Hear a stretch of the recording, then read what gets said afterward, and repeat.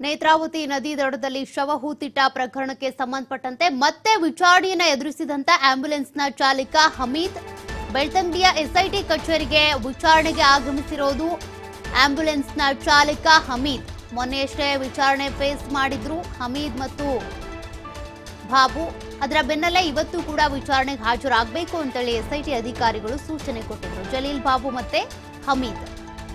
ಜಲೀಲ್ ಬಾಬು ಮತ್ತೆ ಹಮೀದ್ ಇಬ್ಬರಿಗೂ ಸೂಚನೆ ಕೊಟ್ಟ ಬೆನ್ನಲ್ಲೇ 1 ಗಂಟೆಯ ಹಿಂದೆ ಅಷ್ಟೇ ಜಲೀಲ್ ಬಾಬು ವಿಚಾರಣೆಗೆ ಹಾಜರಾಗಿದ್ರು. ಅದರ ಬೆನ್ನಲ್ಲೇ ಈಗ ಹಮೀದ್ ಕೂಡ ವಿಚಾರಣೆಯನ್ನ ಫೇಸ್ ಮಾಡ್ತಾ ಇರೋದು. ಅಂದ್ರೆ ಆಗ ಅಕ್ರಮವಾಗಿ ಶವಗಳನ್ನ ಸಾಗಾಟ ಮಾಡಲಾಗಿತ್ತು, ಅನಾಥ ಶವಗಳನ್ನ ಯಾವುದೇ ಪ್ರಕಟಣೆ ಹೊರಡಿಸದೆ ದಫನ್ ಮಾಡಿದ್ರು ಅನ್ನುವಂತ ಗಂಭೀರ ಆರೋಪಗಳೇನಿದ್ದಾವೆ ಅದಕ್ಕೆ ಸಂಬಂಧಪಟ್ಟಂತೆ ಈ ಶವಗಳನ್ನ ಸಾಗಾಟ ಮಾಡಿದ್ದು ಇವೇ ಆಂಬ್ಯುಲೆನ್ಸ್ ನಲ್ಲಿ ಇವೇ ಚಾಲಕರು ಅನ್ನುವಂಥದ್ದಿದೆ.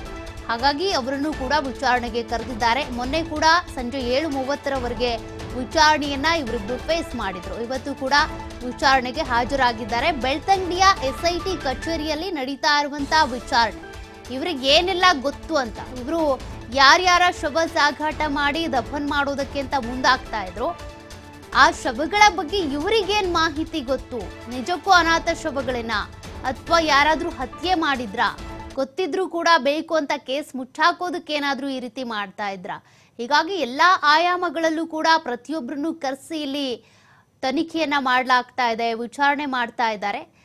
ಈ ಧರ್ಮಸ್ಥಳ ಗ್ರಾಮದ ಗ್ರಾಮ ಪಂಚಾಯಿತಿಯ ಉಪಾಧ್ಯಕ್ಷರನ್ನು ಕರೆಸಿದ್ರು. ಅದರ ಬೆನ್ನಲ್ಲೇ ಈಗ ಆಂಬ್ಯುಲೆನ್ಸ್ ಚಾಲಕರನ್ನು ಕೂಡ ಕರೆಸಿ ತನಿಖೆ ಮಾಡಲಾಗ್ತಾ ಇದೆ. ಹಿಂದೆ ಕೂಡ ಅವರು ವಿಚಾರಣೆ ಫೇಸ್ ಮಾಡಿದ್ರು ಮೊನ್ನೆ ಅಷ್ಟೇ.